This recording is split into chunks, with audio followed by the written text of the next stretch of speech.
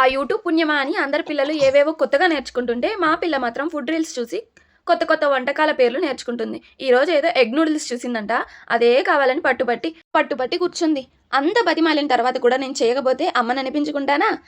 Noodles ఏమో unhealthy ఆయే. దానికోసమే సేమియాతో egg noodles చేశాక మా పాపకు పెద్ద డౌటే వచ్చింది. అదేంటమ్మా నూడిల్స్ ఇంత చిన్నగా ఉన్నాయి, వీడియోలో పెద్దగా ఉన్నాయా మరి?